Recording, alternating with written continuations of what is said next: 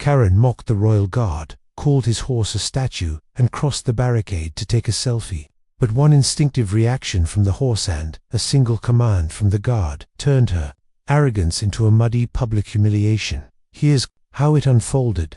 Now, before we continue, tell us where you're watching from in the comments and make sure to subscribe, because tomorrow at this very same time, we're dropping another powerful royal guard story that you won't want to miss. The morning of September 15th started like any other at Buckingham Palace. The cobblestones still glistened with the remnants of London's perpetual drizzle, and the familiar sounds of tourists gathering behind the ceremonial barriers filled the air. But what unfolded that day would become the stuff of legend, a story that would ripple through social media, courtrooms, and dining room conversations for months to come.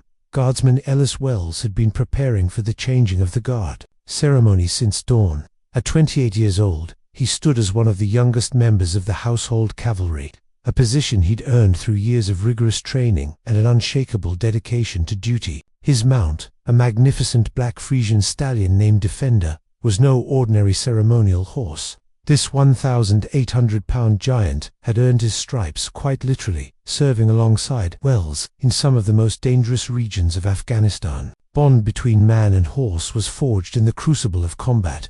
Defender had carried wounded soldiers across treacherous terrain, his massive hooves thundering across desert sands while enemy fire whistled overhead. His chest bore the scars of shrapnel, and his eyes held the wisdom that only comes from facing death and emerging victorious. The ribbons adorning his ceremonial tack weren't mere decoration, they were battle honors, each one representing a life saved or a mission completed under fire. As Wells adjusted his iconic bearskin hat and checked his sword one final time, he couldn't help but notice the growing crowd. Tourists from every corner of the globe had gathered to witness the centuries-old tradition, their cameras ready to capture a piece of British history. Most maintained a respectful distance behind the velvet ropes, understanding the solemnity of the ceremony they were about to witness. But not everyone in the crowd understood the significance of what they were seeing. Karen Whitmore stood near the front of the throng, her designer sunglasses perched atop perfectly styled blonde hair. At 43, she embodied a particular type of privilege, the kind that came from inheriting wealth rather than earning it. Her Louis Vuitton handbag swung carelessly as she elbowed past elderly tourists and families with small children, determined to secure the perfect vantage point for her social media empire. Karen's Instagram account boasted nearly 50,000 followers, most of whom tuned in to watch her document her lavish lifestyle across Europe's most exclusive destinations. She saw herself as an influencer, though her content rarely influenced anything beyond eye rolls from those unfortunate enough to encounter her in person. This London trip was meant to be the crown jewel of her content calendar, literally. As the ceremony began, Wells and Defender took their position with military precision. The stallion's muscles rippled beneath his gleaming coat as he stood perfectly still, every inch the professional soldier he'd been trained to be. His ears swiveled constantly, alert to every sound and movement in the crowd. This wasn't mere pageantry for Defender, this was duty, and he took it as seriously as any mission he'd undertaken in the mountains of Helmand Province. The crowd fell into a respectful hush as the guards assumed their positions. Children pressed their faces against the barriers, wide-eyed with wonder at the spectacle before them. Elderly veterans straightened their shoulders, remembering their own days of service. Tourists fumbled with their cameras, trying to capture the majesty of the moment while maintaining the reverence the occasion demanded. Karen, however, had different priorities. She began pushing through the crowd with increasing aggression, her phone held high above her head as she live-streamed to her followers. "Okay, darlings," she cooed into her device, her voice carrying far beyond what was appropriate for the solemn ceremony. "We're here at Buckingham Palace, and I'm about to get you the most amazing content. These guards just stand here like statues. It's absolutely ridiculous, but perfect for my feed." Several tourists shushed her, but Karen simply rolled her eyes and continued her commentary. She ducked under elbows and squeezed past families, leaving a trail of irritated murmurs in her wake. Her designer heels clicked against the cobblestones as she maneuvered closer and closer to the barriers that separated the crowd from the ceremony. Wells, despite his training to remain motionless and silent, couldn't help but notice the disturbance. From his elevated position atop Defender, he had a clear view of the blonde woman causing such a commotion. Her behavior was not only disrespectful, but potentially dangerous. The horses were trained for ceremony, but they were still powerful. Animals with instincts honed by years of military service. Defender's ears twitched as Karen's voice grew louder. The stallion had developed an uncanny ability to sense trouble during his years of service, and every fiber of his being was now alert to the potential threat moving through the crowd. His nostrils flared slightly as he caught her scent. Expensive perfume mixed with the particular aroma of entitlement that seemed to emanate from certain types of people. Karen finally reached the front of the crowd. Positioning herself directly in front of the velvet rope that marked the boundary between spectators and ceremony, she raised her phone higher, angling for the perfect shot that would showcase both herself and the impressive sight of horse and rider behind her. But the rope, she decided, was simply too restrictive for the content she had in mind. "This is perfect, guys," Karen announced to her phone, completely oblivious to the horrified stares of those around her. "But I need to get closer for the real shot. These silly ropes are just for show anyway. I mean, what are they going to do? Arrest me?" The palace staff member nearest to Karen's position immediately stepped forward, his voice firm but polite. "Ma'am, I must ask you to remain behind the barrier. These are working animals and trained soldiers. For everyone's safety." Karen cut him off with a dismissive wave of her manicured hand. "Oh please, they're just for show. Look at them, they're like living statues. Besides, I'm an influencer with 50,000 followers. This is publicity for the palace." Without waiting for a response, Karen ducked under the velvet rope with the fluid motion of someone accustomed to ignoring rules. The crowd behind her gasped collectively, and several people began reaching for their own phones, though not to create content, but to document what they instinctively knew was about to become a disaster. The palace staff member called out more urgently now. "Ma'am, please return behind the barrier immediately. This is for your own safety." But Karen was already striding confidently across the ceremonial space, her heels clicking loudly against the cobblestones. She positioned herself directly in front of Defender, seemingly oblivious to the fact that she was now standing within striking distance of a massive warhorse who had been trained to react to threats with swift and decisive action. Wells felt his jaw clench beneath his bearskin hat. His training demanded absolute stillness and silence during the ceremony, but every instinct screamed at him to intervene. He could feel Defender's tension mounting beneath him. The stallion's muscles were coiling like springs, and his breathing had shifted to the rapid, shallow pattern that preceded action. Karen raised her phone for a selfie, pressing the record button with a flourish. "Okay, darlings, this is it." Karen Whitmore getting up close and personal with the royal guard. "Look at this gorgeous horse, he's probably as fake as the guard." She let out a tinkling laugh that echoed off the palace walls, the sound grating against the solemn atmosphere like nails on a chalkboard. She reached out with her free hand, aiming to grab Defender's bridle to pull his head down for a better photo angle. The moment her fingers made contact with the leather, several things happened at once. First, Defender's ears flattened completely against his skull, a clear warning sign that anyone familiar with horses would have recognized immediately. Second, Wells felt the stallion's entire body tense beneath him, coiled energy ready to explode into motion. Third, the crowd's collective gasp grew louder as more people realized they were witnessing something unprecedented. Karen, blissfully unaware of the danger she had just placed herself in, tightened her grip on Defender's bridle and attempted to pull his massive head down to her level. "Come on, big boy," she cooed in the same voice she might use with a lap dog. "Just one little photo for Mama's Instagram." That was when Wells finally broke protocol. "Ma'am," he said through gritted teeth, his voice carrying the authority of someone who had commanded men in battle. "Step back now." But Karen was too caught up in her performance to heed the warning. She had shifted to video mode on her phone, and was now live streaming to her followers, narrating her actions as if she were hosting a nature documentary. "Look at this beautiful beast, everyone. He's so well trained, just like a big puppy. I bet he'd love some treats." She reached into her designer handbag and pulled out an apple. Not the kind of apple that horses were accustomed to eating, but a Granny Smith she'd been saving for her afternoon snack, complete with a sticker from an upscale London grocery store. The fruit had been treated with commercial wax and who knows what other chemicals, making it potentially harmful to a horse with a carefully managed diet. Defender's nostrils flared as he caught the scent of the unfamiliar fruit. His head jerked slightly, causing Karen to stumble as she tried to maintain her grip on his bridle. For a moment, the smile on her face flickered as she realized that the gentle giant she'd been manhandling was far stronger than she'd anticipated. "Easy there, big guy." She laughed nervously, but continued holding the apple near his mouth. "It's just a little treat. You must be hungry standing here all day like a decoration."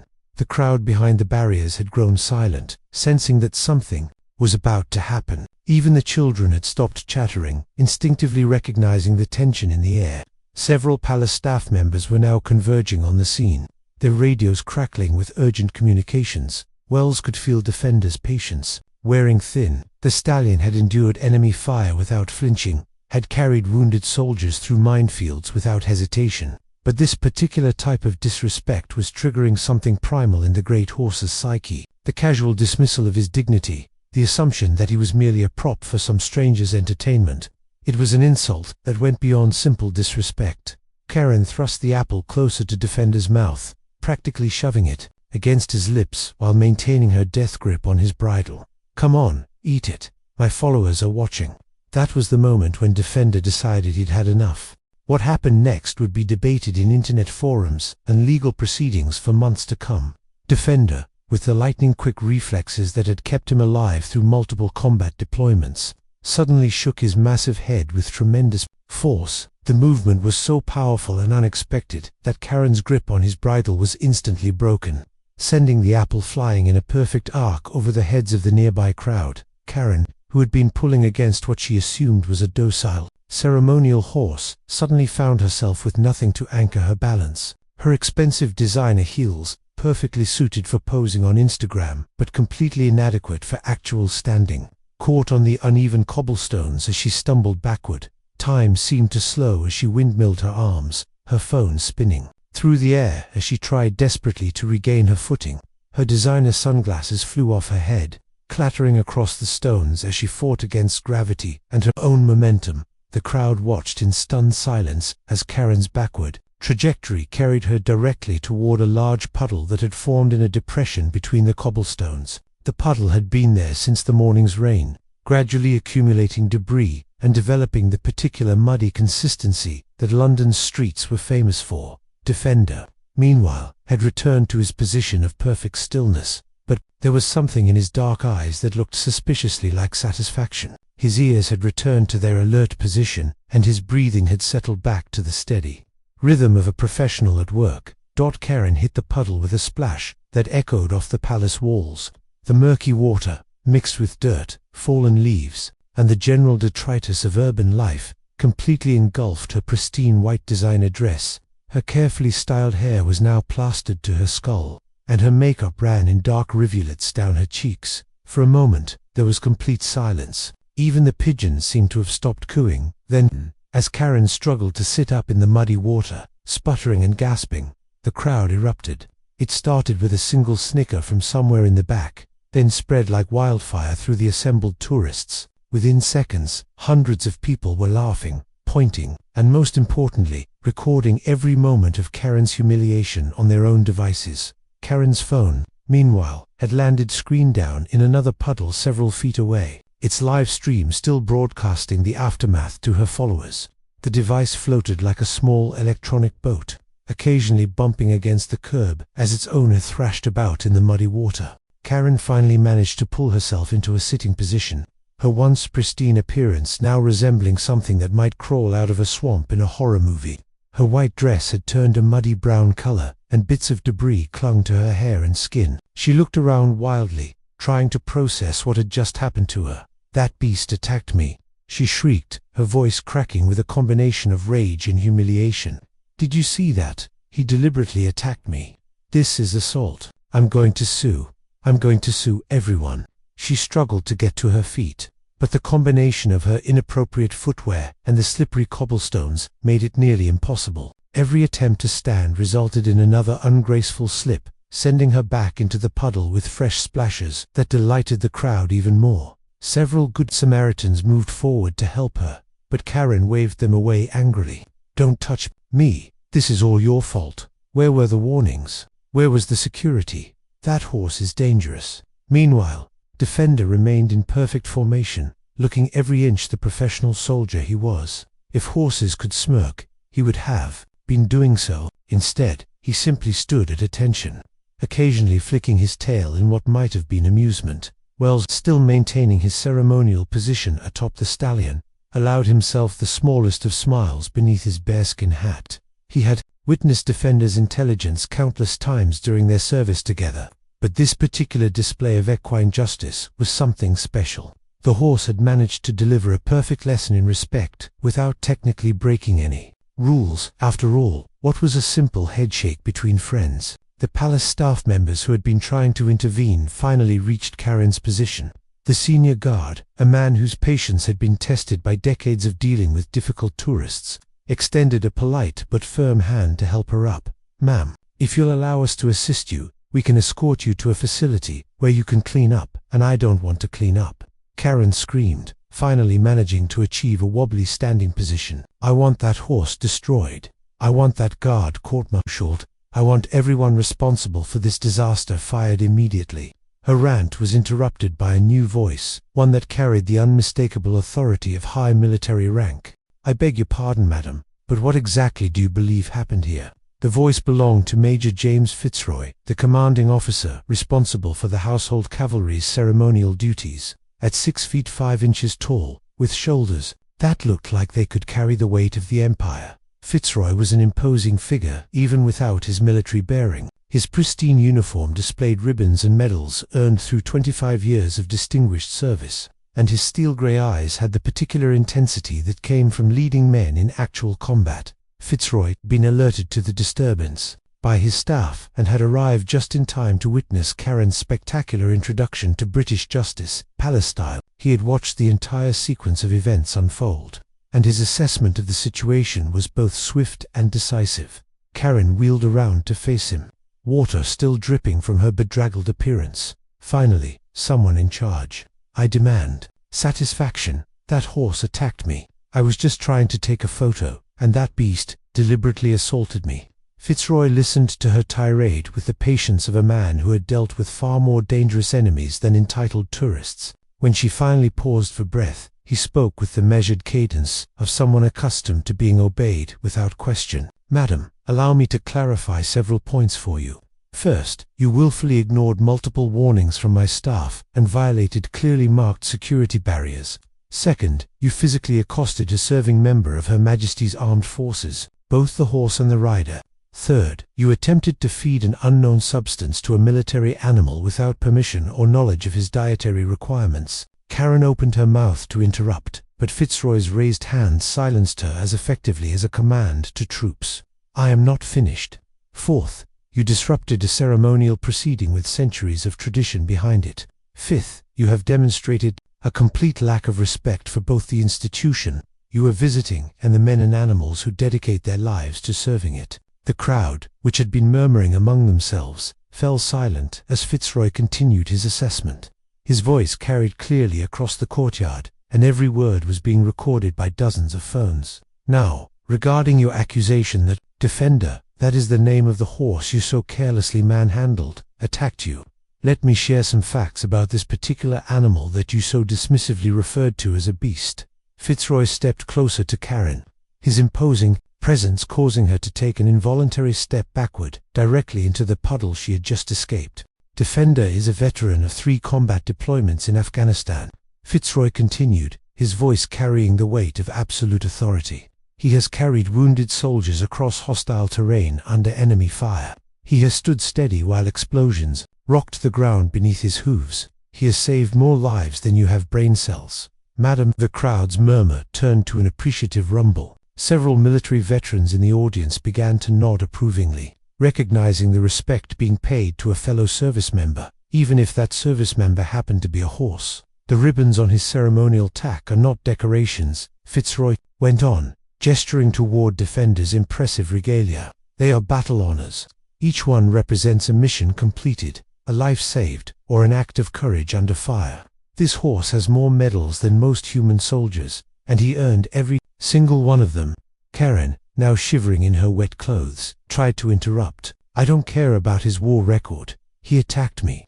I have rights. Indeed you do, Fitzroy agreed with icy politeness. You have the right to remain behind the barriers designed for your safety. You have the right to observe our ceremonies with the respect they deserve. You have the right to conduct yourself as a civilized human being in the presence of your betters. He paused, letting that last phrase sink in before continuing. What you do not have is the right to endanger yourself, our animals, or our ceremonies for the sake of your social media presence. What you do not have is the right to treat a decorated war veteran, horse or human, as a prop for your entertainment. Karen's face had turned red beneath the mud and running makeup. You can't talk to me like that. I'm an American citizen. I have 50,000 followers. I'll have you all fired. Fitzroy's expression didn't change, but there was something in his eyes that suggested he had dealt with far more dangerous enemies than an angry tourist. Madam, I have served Her Majesty for 25 years. I have commanded soldiers in combat zones where actual threats exist. Your social media following impresses me about as much as your respect for others, which is to say, not at all. The crowd was now openly applauding Fitzroy's words. Phones were recording every moment, and Karen's humiliation was being live-streamed to the world in real time. Her own device was still floating in the puddle nearby, occasionally bumping against the curb as it continued broadcasting her downfall to her followers. Furthermore, Fitzroy continued, if you examine the footage that I'm certain dozens of people have captured, you will see that Defender did absolutely nothing aggressive toward you. A horse shaking his head is natural behavior, particularly when someone is attempting to force unwanted food into his mouth. As if summoned by Fitzroy's words, several tourists began playing back their videos on their phones, the footage clearly showing Karen's own aggressive behavior and Defender's relatively mild response. The evidence was overwhelming and undeniable. Karen had created her own disaster through her entitled behavior and complete disregard for basic safety and respect. But I'm hurt, Karen protested, though her injuries seemed to consist entirely of wounded pride and muddy clothing. I could have been killed. That horse is dangerous. The only danger here, madam, was your own behavior, Fitzroy replied with the patience of a saint. If you had remained behind the barriers where you belonged, if you had shown even basic respect for the ceremony and the participants, none of this would have occurred. He gestured toward Defender, who remained in perfect formation despite the chaos swirling around him. Look at him now, absolutely motionless, perfectly controlled, completely professional. This is a horse who has faced mortar attacks without flinching. Your tantrum does not even register on his scale of threats. Karen looked around desperately, seeking support from the crowd that had now grown to nearly 1,000 people. But instead of sympathy, she found only amused faces and recording devices. Her humiliation was complete, and it was being documented from every conceivable angle. This isn't over, she declared, attempting to salvage some dignity from the situation. I'm going to sue the palace. I'm going to sue the guard. I'm going to sue that horse. Fitzroy's eyebrows raised slightly at this declaration. You intend to file a lawsuit against a horse, madam? I would be most interested to see how your legal counsel plans to serve papers on a member of the household cavalry. The crowd's laughter reached new heights at this exchange. Even the palace staff members were struggling to maintain their professional composure as Karen's threats became increasingly absurd. I'll find a way, Karen insisted, though her voice had lost much of its earlier conviction. You'll all be sorry. This will be international news. I suspect you're correct about that, Fitzroy agreed mildly, though perhaps not in the way you intended. Indeed, the footage of Karen's encounter with Defender was already spreading across social media platforms at viral speed. Within minutes of the incident, hashtags like #GutterKaren, #HorseJustice, and #RoyalSmackDown were trending worldwide. The story was picking up traction on news sites, comedy shows, and social media platforms across the globe. As palace security finally escorted the bedraggled Karen away from the scene, the crowd began to disperse, chattering excitedly about what they had just witnessed. Many were already uploading their footage to social media, adding their own commentary to what was quickly becoming the most viral video of the year. Karen's retreat was anything but dignified. Her designer heels made walking difficult on the wet cobblestones, and her sodden clothing clung uncomfortably to her body.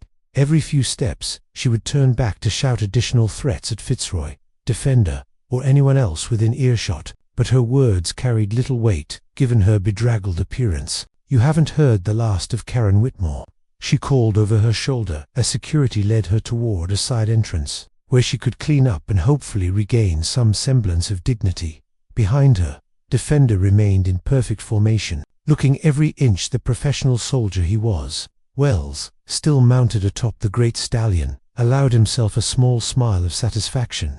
Justice had been served, and it had been served by a horse who understood respect better than most humans. Fitzroy watched Karen's departure with the same calm expression he had worn throughout the entire encounter. As the commanding officer responsible for maintaining order during these ceremonies, he had seen his share of difficult tourists over the years, but Karen's particular brand of entitled behavior had pushed even his considerable patience to its limits. "Sir," one of his junior officers approached quietly, "should we file an incident report?" Fitzroy considered this for a moment.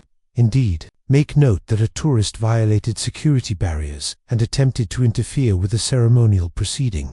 Note also that no injuries occurred, and that all personnel, both human and equine, conducted themselves with appropriate professionalism." The officer nodded and made notes on his clipboard. "And the viral video situation?" "Sir, that," Fitzroy replied with the slightest hint of amusement, "is entirely out of our hands. The public will draw their own conclusions about what they witnessed today."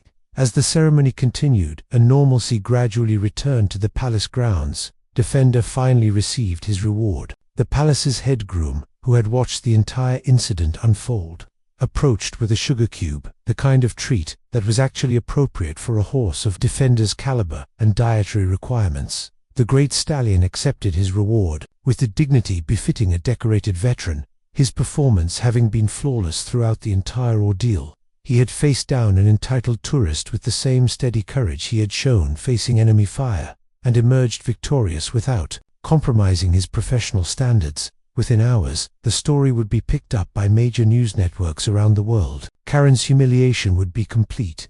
Her social media following would actually decrease as people unfollowed her in droves, and her threatened lawsuit would be laughed out of every legal office she approached. But perhaps most importantly, millions of people would learn about Defender's actual service record, his genuine heroism, and the respect due to all those who serve, whether they walk on 2 legs or 4. The viral video that was meant to showcase Karen's privileged lifestyle instead became a masterclass in natural consequences and the importance of treating others, human or animal, with the dignity they deserve. As the sun set over Buckingham Palace that evening, Defender was back in his stable, enjoying his evening meal and the quiet satisfaction of a job well done. He had taught an important lesson without compromising his values or his training, and that, perhaps, was the most professional thing of all.